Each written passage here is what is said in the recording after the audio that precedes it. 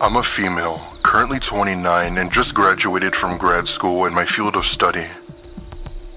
I stayed with my parents for a good while after that, but it eventually came to a point where I had to move out and get my own place. My parents and I had enough money saved up since high school and helped me get my first house. The house I got wasn't anything too crazy. It was just a standard one-storied home appropriate for a single person like me. It was basically the size of a trailer home because, let's face it, nothing is affordable in this economy. It took me a good while to settle in, and when I did, I started to get used to the independent lifestyle. It was very hard at first, but as time went on, I started to get the hang of it. After a while, it slowly started to feel like home, and I even made some friends at work who would sometimes come over to keep me company. Now, fast forward to a few weeks later, I'm in my room playing video games on my day off when I go to my fridge for a snack and notice something weird. The pizza I had ordered the other night was already half eaten, which should have been impossible since I had only eaten one slice. In fact, I seem to have been eating up all my food pretty quickly. Now, I eat like a horse, so this was no surprise to me, and I just dismissed it as me eating too much. Obviously, I brushed it off as my dumbass self eating out of control and sort of just went on with my life. But when it started to become blatantly obvious that there was no way I could have been eating all of that, I got suspicious and decided to do something about it. Back in high school, I had gotten these hidden cameras built into the back of an iPhone charger, and I guess I had packed them for some reason. Out of total curiosity, I plug a few into the walls of my kitchen to just see if there was possibly someone in my house. I've heard several stories of people finding out their food was missing only to find squatters in their homes. This concerned me deeply as this was during the winter, so a house was the perfect place for squatters to hide from the cold. Needless to say, I leave them up there and sort of forgot about them for a few days. One day, I had been speaking with a coworker about something when she brought up that her mom's house had recently been robbed. I of course felt sympathy for her, but that was when it reminded me about my food going missing and the cameras I installed. I completely forgot about this and tell her that I was possibly going through a similar situation with a squatter. My coworker is the sort of techie type and recommended I download this app that lets you use the uploaded footage from the cameras to your phone. I did just that, and that night I had recharged my cameras and connected them to my iPad. What I caught on camera was absolutely disturbing. I woke up at around 8 in the morning and immediately checked the footage where I saw something at the hour-and-a-half mark. It was around 2 a.m. and I see my cupboard door open above my sink and someone step out and jump onto the floor. Those who don't know what a cupboard is, it's basically a separate cabinet large enough for storing large items.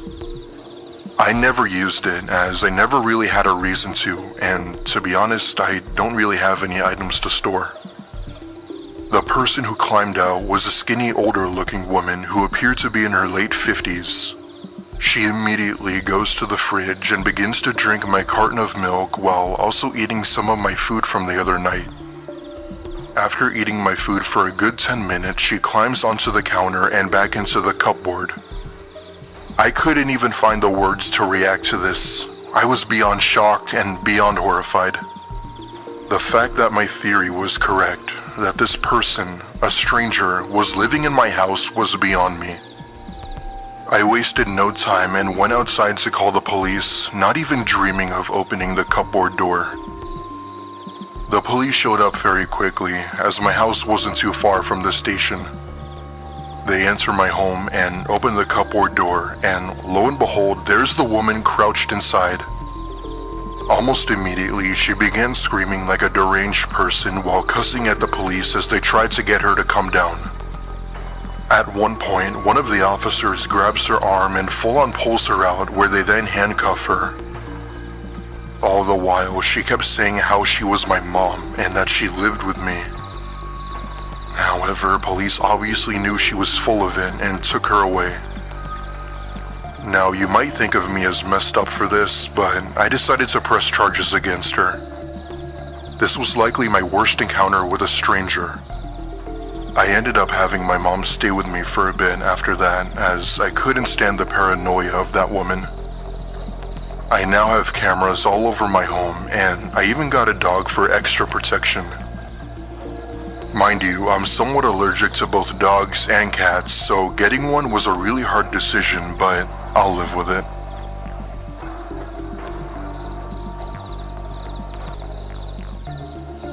I'm a 19-year-old female, and this happened just last year in the summer.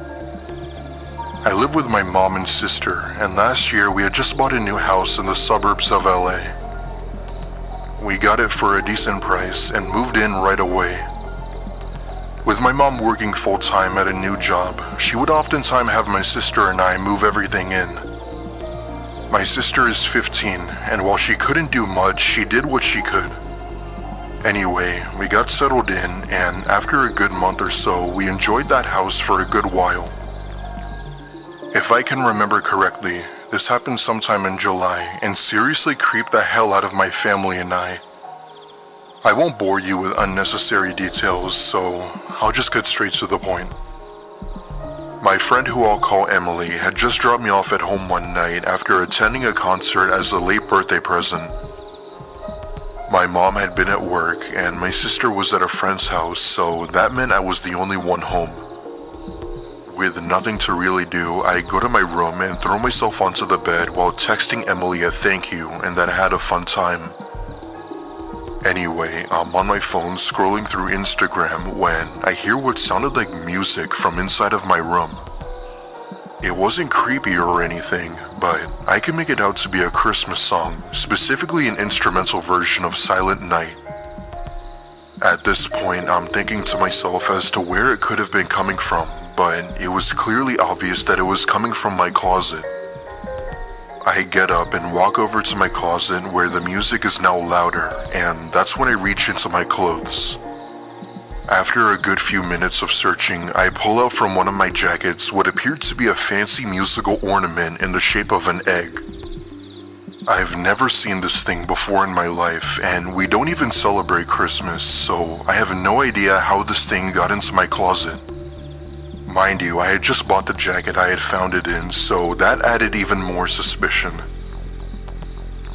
It kept playing the Christmas song for another minute before completely stopping, and I'm just here wondering what to do.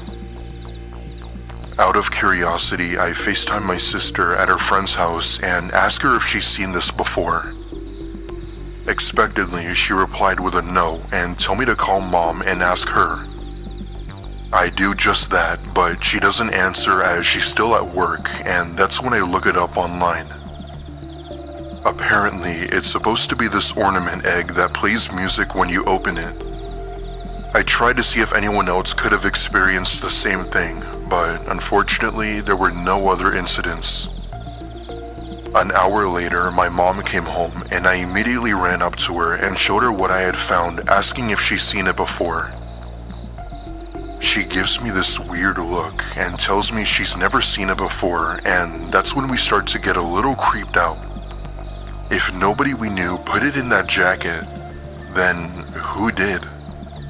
My mom always locks the doors whenever she leaves for work, so we weren't sure who could have possibly done this. Also, we live in a relatively safe area, so the chances of any robbery or break-ins were slim, but not impossible. To be safe, we called the police just to make sure. They took a look at the egg to make sure there were no cameras in it and took it in for further inspection, but nothing ever became of it. 2 weeks later, my mom calls me while I'm at a friend's dorm and asks me why I had left the attic door open. In a confused voice, I tell her that I didn't and that maybe my sister did. My sister also denied going up there, and from that point forward, my mom implemented a strict no attic rule. I don't know if the attic door being open was linked to the egg, but I doubt it, to be honest. Nothing has happened since then, but I just hope that nobody came into our house to put it there. I know, not the creepiest story, but this one definitely left us scratching our heads for a while.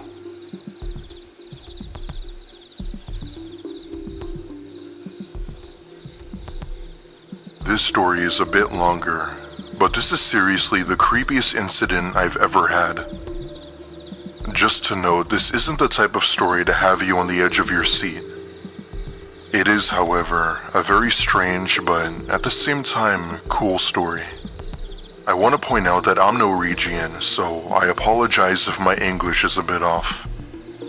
For context, I'm a female, currently 31 and living in a new house I had just bought in rural Norway that was built back in the 30s.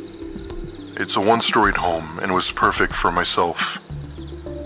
While it might have been rural, I enjoyed me time and enjoyed the fact that I didn't have to deal with any annoying neighbors. One day, I had a friend visit me all the way from another city to spend the day with me. At one point, we're having some of the lunch I made when she asks me if I ever been to the attic in my house. I never even knew this house had an attic, and I asked her how she knew that. She responded by saying that the roof of the house appeared larger and just assumed there had to be one. This was especially interesting as it's rare for houses to have attics in this part of Norway. My friend, being the persuasive person she was, brought up the idea that we should check it out. I, on the other hand, wasn't so stoked, as there's nothing too great about a simple attic. However, she was my friend, and after all, it wasn't a bad idea to at least see it. After looking for the attic door for about 20 minutes, we finally found it and pulled on the rope trying to get it open. When we finally did, the whole thing came flying out with dust forming all over my garage. It was obvious this attic hadn't been used in years, which kind of concerned me to say the least. My friend gets out her iPhone and shines it around the attic, and that's when she stops and tells me that I need to come look at this. She didn't sound scared or worried, however. She more so had that voice that seemed as if she had found something unexpected. And boy, was she right. I climb up the ladder and enter the attic and see what appeared to be some hidden room in the form of a triangle. It was very small compared to the rest of the attic, but right away we started to notice some odd features to it. Upon heading up there, we found what appeared to be some sort of wooden table, a map of West Europe, a doll shoe, and an old lamp alarm. We both look at each other, wondering what the hell this room was for, and if there was possibly someone living in my attic. But perhaps the strangest thing we found in there was a sign that translates from Norwegian as, "If you have a bad stomach, then you don't have access." That was probably the creepiest thing we found in there, as we weren't sure what it meant. Other than that, there wasn't much else in there. No food wrappers, no bottles, or any sign of anyone living there for a long time. My friend and I came to the conclusion that this secret room was likely a hiding place for Jews to hide from the Nazis. This would explain the lamp alarm we found, as that would have silently warned them if German soldiers had entered the house. We ended up calling the police, but there really wasn't much they could do about it, and to be honest, I can't blame them. I did end up taking some pictures, but out of respect for whoever was up there, I won't be showing them to the public. I don't know, maybe one day I will, but now is just not the right time. Needless to say, this was definitely an unexpected discovery, and I hope I get more answers one day. I've been thinking of submitting this story for quite some time. I don't know if it's good enough, but it's honestly the creepiest and scariest moment of my life. So here it goes. I live in Poland in a studio flat. My neighborhood is pretty safe. I've lived here for almost 4 years, and only 1 or 2 bad things have happened. It probably helps that I have municipal police literally downstairs. This happened early this year in January. I was getting ready for bed. I made sure that my door was locked. I'm kind of paranoid about that, so I checked probably like 3 times just to be sure. But this night, I didn't put the key into the lock. I remember this stupid article saying if you do that, it actually helps thieves or something like that. I have a cat, and that'll be important later in the story. I go to sleep, earplugs in my ears because I can't sleep without them. It was 1 or 2 in the morning when I woke up. I then see my 2 neighbors standing right next to my bed. I then freaked out and screamed because how on earth could they get into my apartment? Then the lady says that when she was coming back from work, she had saw my cat on my staircase, and she noticed my door was slightly opened. She was scared to come inside by herself, so she went upstairs and got her husband to come with her. Here's the chilling part. I knew that I locked the door. I just knew it. There were no signs of burglary, so how the hell did someone get in? Nothing was missing. Nothing was stolen. I had my laptop on the table and it was still here. I immediately called my landlord and he told me to call the police, so I did. They came in and checked everything. The only other possible way to get inside was through the balcony. But I live on a 2nd story, and from the 1st floor balcony you would need a ladder to get to mine. The police had told me that I was sleepwalking, but when I put away my keys, I had put them in a very specific spot, and they were still there, exactly where I put them. I know that I wasn't sleepwalking, and I know I locked the door. The next day, I had talked to my landlord's wife. She was so unbothered that it made me cry. I was so scared that night that I didn't sleep, and I had to take a day off work because I didn't want to leave the apartment, just in case the potential intruder came back and killed my cat. Yeah, I'm that kind of cat mom, if you know what I mean. Back to the story. She, the wife, then tells me that she also had a similar experience when they lived there too. She was reading when the neighbor's dog just came in through the door. And here's the part that made me lose it.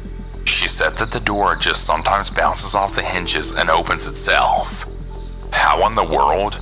I mean, can that really happen? And if so, why wasn't I informed about it when I moved in? I don't buy it, honestly. But I made them check the door a few days later, and they said everything was fine. However, they didn't even change the locks.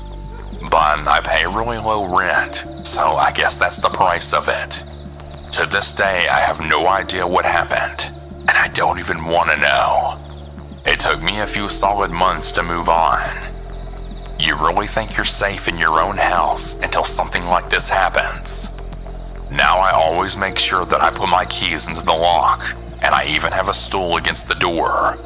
When we thought the door had just opened itself, I had a thought that maybe my cat then opened it wider. I don't know. This is so strange, and I hope nothing like this ever happens again. And I owe my cat for being a scaredy shit so she didn't run away and was just chilling outside the door. She got treats and snuggles the next day. And of course, my sweet neighbors who cared enough to check on me. I'll never forget that. So yeah, that's my weird and creepy story.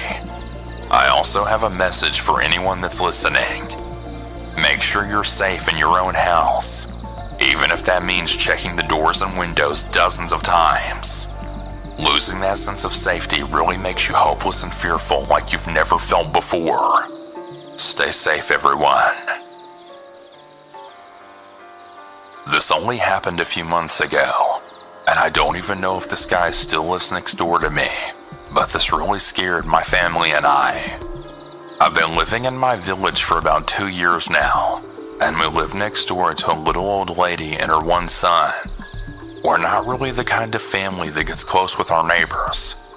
We're always civil, say hello, and our how are yous, but that's about it. The lady we live next door to has lived there for years. She seems pretty pleasant. I've never really spoken to her apart from a smile. She never smiles back, by the way. But my parents have spoken to her, and they said she seems nice enough. My mom and dad even gave her a lift home from town once, so I thought she was a normal old lady. As for her son, Again, I've seen him about, but I've never spoken to him. We do hear him shouting next door sometimes, but we just thought that he's shouting at a games console or something. Anyway, I live with my mom, dad, brother, and partner, so it's a full house. And boy was I happy that my dad was home when this all went down. One night when we were all asleep, we were rudely awakened at about 2:30 a.m. to pounding on our front door. We have a little Jack Russell, so he had started barking his head off. The banging was really loud. It sounded like someone was trying to break into the house. I was terrified. My dad went downstairs to the front door, and he decided to open the door. Yes, I had a go at him for this the next day because this person could have gotten into our house, or even worse, he could have had a knife or a weapon. When my dad opened the door, he was met by a man. My dad had then asked, what's the problem? To which the man replied back with, "What's your f***ing problem?" My dad in an instant, which thank God for quick reflexes, slammed the door shut in the man's face and then locked the door. The man started to bang on the door yet again, and when he realized no one was going to answer it, he walked away. I was in my bedroom at the time, and I had looked out my window. I was trying to get a good look at the guy. The guy was shouting outside our house. Then I saw him walk to my neighbor's house where the old lady lives, and that's when I then heard someone say, "Mate, if you don't stop, I'm calling the police." Then the man disappeared. We were all in shock. The village we live in is very quiet. Nothing happens here at all. So we were definitely all pretty shaken. We were pretty much all awake for the rest of the night. Every slight noise scared me. My partner managed to sleep through all of it and only woke up when I accidentally stepped on him to look out the window, which he wasn't very happy about. He felt really bad the next day when he saw how shook up we all were. The next day we were all very alert. I kept my eyes peeled for this guy because I wanted to know who the hell he was. Well, about 2 days later, my partner and I were on our way to work, and there were lots of police that drove past us very quickly with sirens going. I had a bad feeling, so I had messaged my brother asking if everything was okay. I got no reply until I got to work, and then got a message from my dad. As it turns out, the man lived next door. Turns out this old lady didn't just have one son, she had two. My dad then told me that the man was carried out of my neighbor's house in handcuffs and on a stretcher. I felt relieved that he was going to get some help that he so clearly needs, and that hopefully he wouldn't come knocking again. But I was also thinking about how this guy lived next door and none of us knew. Well, he ended up being back 2 days later, so I bought a Ring doorbell straight away. Just so you all know, we didn't call the police. Maybe we should have, but we didn't. If he knocks on our door again, we definitely will. So a few weeks later, my mom was walking down our street and had bumped into another neighbor. This neighbor is someone my mom talks to sometimes. Not close to her or anything, but she seems like a nice lady. My mom had told her what happened, and the lady instantly told us that it was definitely her neighbor's son. Turns out the lady who lived in our house before had the same problem with this guy, but that he used to do it all the time. My mom was absolutely shocked by this. Luckily, we haven't seen this guy since. The little old lady next door hasn't spoken to us since. We think it's because she's ashamed, which is fair enough, but at the same time, I really think we're owed an apology or some kind of explanation. We could have easily called the police on this guy. We always say to ourselves that it's really lucky that he did this to us and not some single mother or someone vulnerable. But I don't ever want to go through this or see him again.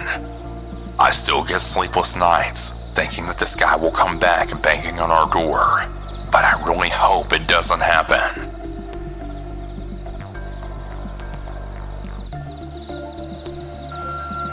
A few years back when I was in college, I used to work real late nights during the summer. I had an internship with a company that was way out in the middle of nowhere. Miles surrounding the area were just woods and fields. About a month into the job, I finished work one night at about 3 in the morning and then got into my car to drive home. It would usually take me about 20 minutes to get back to my temporary apartment that I lived in for the summer. About halfway through the drive, I started to hear my car sputter. It was an old beater because I was in college and I didn't have much money. I did what I could to keep the car going, but it ended up dying and slowly coming to a stop on the side of the road.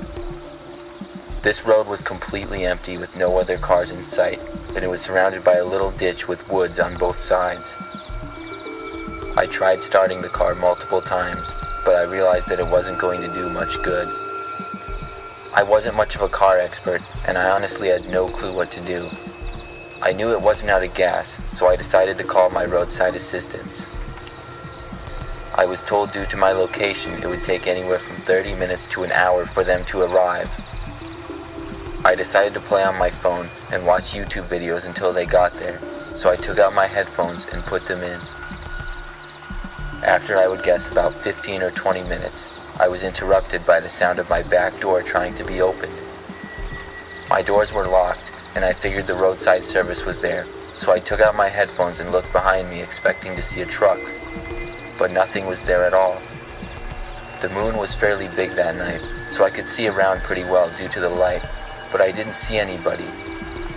I spent a good minute just looking around trying to figure out who was trying to open my door. I knew what I heard, and I wasn't imagining it. Then my eyes scanned around to the woods, and I saw a tree move. When I looked closer, I saw what appeared to be a man digging at the base of a tree just inside the woods. He was wearing a green jacket and appeared to have brown hair and a dark-colored beard. That's all I was able to make out. He was on his knees and digging with his hands. The sight of it gave me a very creepy feeling. The thought of the man possibly trying to get into my car made me even more scared. So many questions went through my head, like who was this man and why was he in the middle of nowhere digging in the woods with his hands? The man continued to dig for several more minutes. I just sat in my car, being as still as I could, hoping he wouldn't come over to me. This went on for what felt like forever. Finally, I saw headlights behind me and a truck which was roadside service. When they pulled up, I saw the man turn and go deeper into the woods. But he didn't get up and run. He left on all fours like he was some sort of an animal. I was more than happy to get out of there, and very shortly after that, I got a new car. Hopefully nothing like that ever happens again.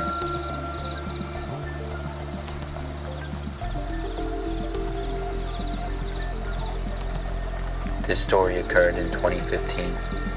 At the time, my wife and I had recently got a cabin far up north from where we lived. We intended on going up there to get away from things from time to time. The very first time we went up there, we planned on spending the weekend there, arriving on Friday and leaving on Sunday. It took about 4 hours to get there, and it was a pretty nice place. There was a lake surrounded by wilderness with cabins spread out very far away from each other. We really liked how secluded it was from everything else. Once we got there on Friday afternoon, we did some fishing and then went inside to go to bed. The cabin had pretty much just a little kitchen, a living room, a bathroom, and a bedroom. It wasn't that big at all, but had a comfortable amount of space. At about midnight, when we were just starting to fall asleep, we heard a knocking at our front door. I had no clue who could be knocking on the door at this time, or who would even know that we were here. It was very strange, but I decided to get up and go see. I slowly got out of bed and walked out of the bedroom. By the time I was out of the bedroom and into the living room, the knocking got a lot harder and turned into more of a pounding. This alarmed me a little bit more. The way the cabin was, you couldn't really see outside to the front of it unless you were in the kitchen window.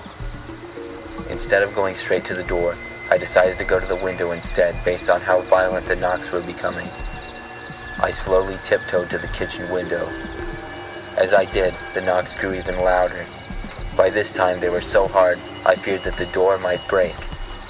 I saw my wife start to come out of the bedroom, and I signaled for her to be quiet. As I looked out the window, all I could see was a large man with his back facing me, pounding on the door. He had to be 6.5 feet tall and weigh at least 250 pounds. He was wearing a hat, and I couldn't get a good look at his face at all. I considered my options of what I could do. I decided to turn on my porch light, hoping that it would scare him off. Looking back, it was probably dumb, but I didn't know what to do. When I turned on the light, the man was unfazed and just kept pounding. I remained sitting on the floor next to the window, just hoping he would go away. Finally, he did. I knew that was the only entrance to the cabin, so I felt relieved. But then, I started to hear pounding coming from the back of the cabin at the wall. My wife and I stayed put in an area where we couldn't be seen. Thankfully, we had shades covering all of our windows. The pounding continued at the rear of the cabin for about 5 minutes and then finally stopped. We sat there waiting for more to start up again somewhere, but it didn't. After about an hour of sitting up and discussing what had just happened, we finally decided to go back to bed. I didn't get a whole lot of sleep that night, and the next morning we went outside and saw that there were marks on our door as well as the wall at the back of our cabin from the man. There were also some plants that had been trampled. We considered leaving and driving back that day, but decided to stay. After another day of fishing and walking through the woods, we saw no one at all, which was nice, and then we went back to the cabin. We had a relaxing night watching a movie and then went to bed once again at about midnight. Then I heard a knocking on the front door again. As soon as I did, my heart sunk. Once again, the knocking slowly grew louder and louder. We decided to just wait it out and hope that the man didn't break the door down. It lasted for roughly 10 minutes, and finally the man left again. I think I got even less sleep that night. The next morning, my wife and I went outside and saw a piece of paper that was on the ground in front of the door. It had the words, "Get out," written on it. We decided to report what had happened to the police, and after filling out a report with them, we drove home. I don't think anything was found, and we decided to sell the cabin and get another one elsewhere. I'm not sure who the man was, or if it was just someone trying to scare us, but we were enjoying our new cabin much more.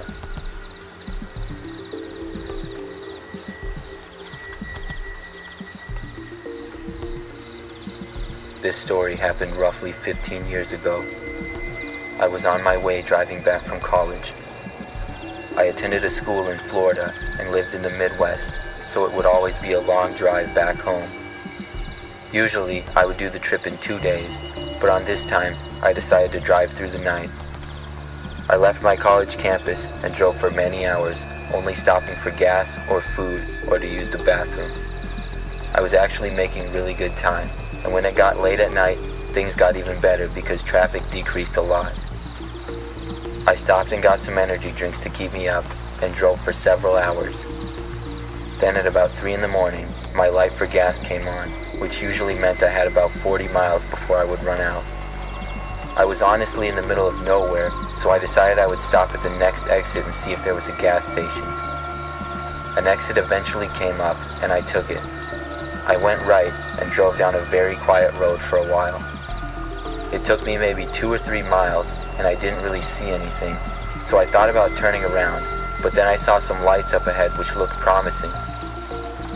The road curved a little, and then I came into a small town. The speed limit dropped all the way down to 20 miles per hour, and there was old, run-down looking buildings on each side. It honestly looked like a ghost town, but I figured they would have to have a gas station, so I slowly kept driving. But the farther I drove, I didn't see any gas station, and then there started to be mainly old houses, so I decided to turn around. I turned into a driveway, and as soon as I did, I saw the front door of the house open. An older looking man came out and started walking to me. I made a signal with my hands that I was just turning around, and then I started backing out. The man looked a little confused. When I turned around and began driving the other direction, I saw that 2 more people were standing at the ends of their driveways, staring at me with angry looks on their faces. For some reason, it just really freaked me out. I decided to ignore it and keep driving. When I got back to the town though, it got even worse. There were at least 10 people on each side of the road in front of the buildings all staring at me. It was the creepiest thing I've ever seen. They all looked very unfriendly. As I drove the 20-mile-per-hour speed limit, they started to walk into the road, almost to approach my car. I wasn't sure what else to do, so I sped up and drove faster and faster until I was out of there. I quickly got back onto the main freeway and drove until I saw another exit about 10 miles down the road. It was a close call, but I was able to find a gas station and fill my tank. I drove home after that, and I'm not even sure where that was, but something about that small town at 3 a.m. and all the people in it was just so creepy. It still gives me the chills to think about.